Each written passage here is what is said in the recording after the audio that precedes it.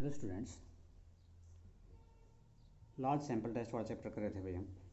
देखो कुछ पॉइंट्स हैं। Confidence limit for mu population mean होता है भाई आपका X bar sample mean plus minus 1.96 into sigma by root है। अगर 99% लेवल ऑफ सिग्निफिकेंस है देन उसके लिए क्या हो जाएगा x bar plus minus 2.58 sigma by root है। और अगर 98% है भाई तो उसके लिए हो जाएगा confidence limit for mu are x bar plus minus 2.33 sigma by root है। टेस्ट फॉर वेरिएबल क्या क्या था भाई? Test for single mean, test for difference of two mean और test for difference of two standard deviation. हमने proportion का कर लिया था, सिंगल प्रोपोर्शन का कर लिया भाई, टू प्रोपोर्शन का कर लिया था। तो टेस्ट फॉर सिंगल मीन देखो क्या कहता है। Let X be the population with probability density function F of X mu sigma square is known. H naught हमारा नल हाइपोथेसिस भाई mu equal to mu naught specified value है और not equal के लिए क्या हो जाएगा H1। जेड का फार्मूला हमें पता है स्टैटिस्टिक्स का x bar minus mu not by standard error of x bar. तो under H not x bar minus mu not by standard error क्या हो जाएगा भाई? Sigma square n by n का अंडर रूट होता है ना, सिग्मा स्क्वायर बाय एन का अगर अंडर रूट होता है तो सिग्मा स्क्वायर का तो सिग्मा हो जाएगा और नीचे अंडर रूट एन आ जाएगा। ये फॉलो करेगा भाई नॉर्मल डिस्ट्रीब्यूशन को। जब मीन 0 होगा और वेरिएंस क्या होगा 1। वही बात है फिर डिसीजन रूल क्या था हमारा? Z calculated value is less than equal to Z tabulated value. तो देन नॉन सिग्निफिकेंट था टेस्ट और क्या हुआ करता भाई? नल हाइपोथेसिस एक्सेप्ट हो जाया करता है एट α% लेवल ऑफ सिग्निफिकेंस पे, अदरवाइज रिजेक्ट हो जाया करता नल हाइपोथेसिस। कॉन्फिडेंस इंटरवल क्या था आपका? 1 minus alpha into 100% confidence interval for mu is given by confidence limit equal to x bar plus minus Z alpha by 2 SC of standard error of x bar की बात कर रहा है भाई, यानी कि x bar plus minus Z alpha by 2 into क्या हो जाएगा? सिग्मा बाय रूट है। नेक्स्ट क्या है? नोट है if sigma square is unknown given ना हो भाई then we can use estimate of sigma square. Sigma cap से नोट कर देते हैं एस्टिमेट को। तो सैंपल वाला जो था ना भाई उसका यूज कर लेंगे हम S square called sample variance which is given by S square equal to 1 by n x i minus x bar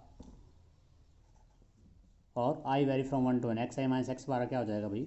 whole square. ठीक है, ये हो जाएगा हमारा सैंपल वेरिएंस, इसका यूज़ कर लेते हैं। और ये हमारा है क्या?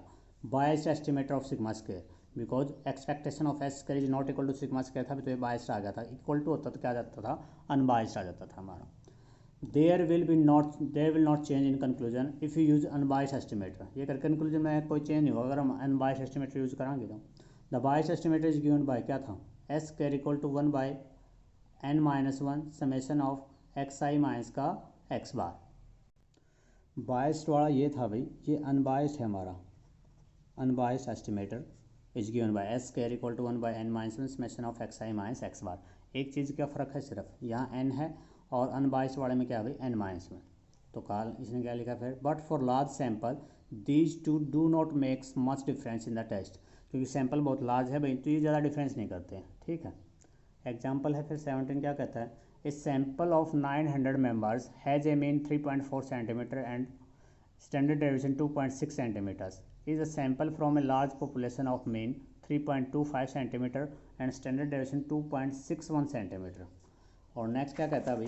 If the population is normal, population normal दे दी and its mean is unknown find 95% and 98% fiducial limit of true mean.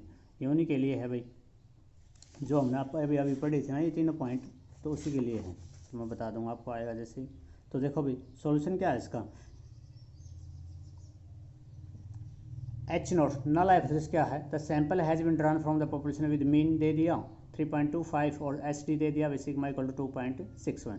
H1 क्या होगा? मीन को नॉट इक्वल टू कर दूंगा, वहाँ क्या हो जाएगा? H1 आ जाएगा अल्टरनेटिव हाइपोथेसिस और नॉट इक्वल टू 2 टेल हो जाएगा भाई। अगर लेस देन या ग्रेटर देन होता तो लेफ्ट टेल या फिर राइट टेल होता।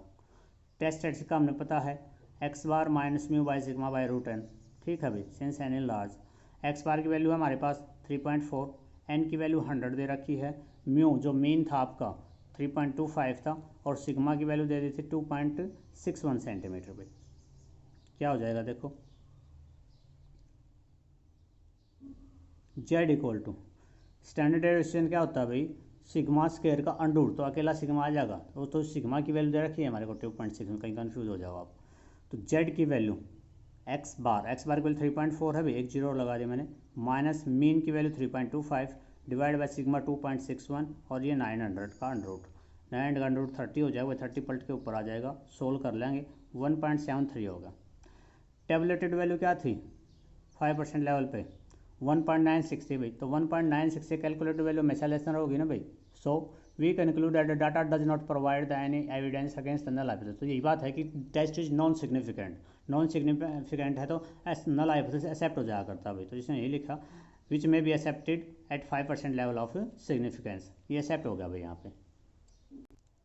नेक्स्ट देखो भी क्या कहता है, 95% फाइडोशियल लिमिट फार्मूला पढ़ा था अभी हमने, क्या था 95% पे था x bar plus minus 1.96 into sigma by root n, ये वैल्यू थी भाई उसकी कॉन्फिडेंस लिमिट। तो x bar plus minus 1.96 sigma by root n, x bar की वैल्यू है हमारे पास क्या थी 3.40 प्लस माइनस सिग्मा की वैल्यू भी 1.96 है, जैसे सिग्मा की वैल्यू 2.61 और अंडर रूट एन हो गया भाई 900 का अंडर रूट।